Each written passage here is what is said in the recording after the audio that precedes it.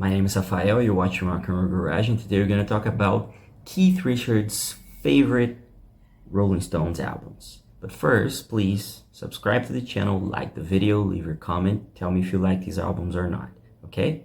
So let's start. Back in 2020, in an interview with GQ magazine, Keith revealed which are his favorite Rolling Stones albums.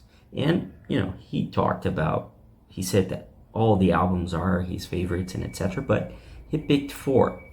And the first one is Beggars Banquet, released in 1968. And it's a classic album. All the albums released by the Rolling Stones from the 60s and 70s are very, very good.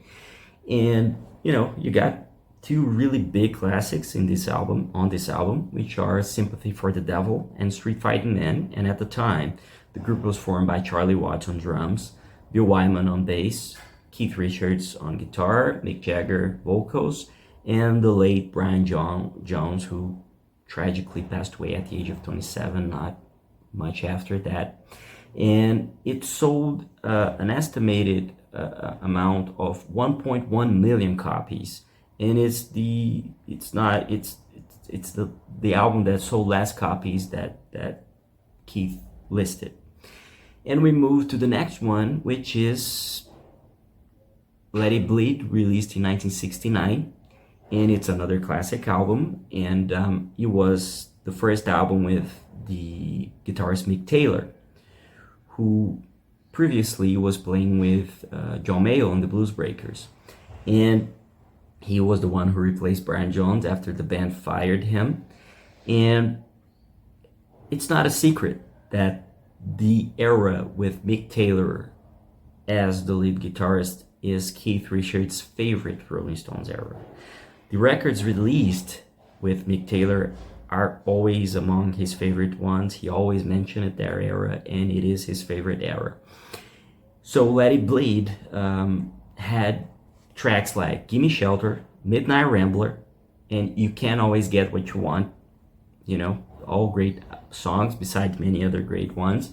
And it sold an estimated amount of 3.5 million copies worldwide. So it's another great album. And we move to the next one, which is Sticky Fingers, released in 1971, another album with Mick Taylor.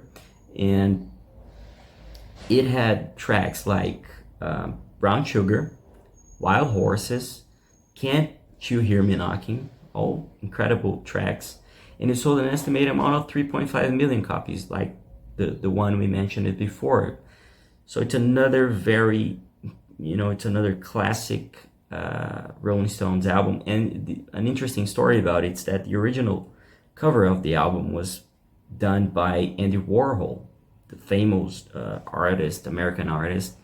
But it was a little too graphic. It showed, some fingers inside a can, and they ended up changing for this cover that shows a guy's pants, right? And tell me each one you prefer.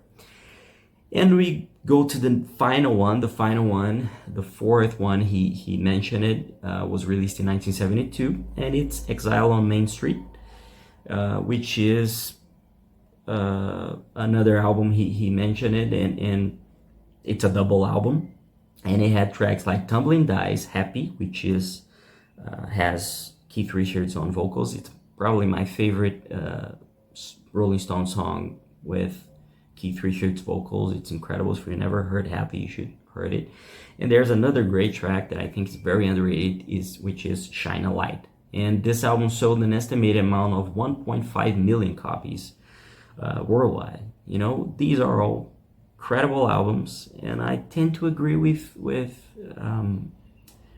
Keith. I think these are probably my favorites too, although I really like stuff they did in the 80s. I like stuff they did in the 90s and in the thousands. I mean,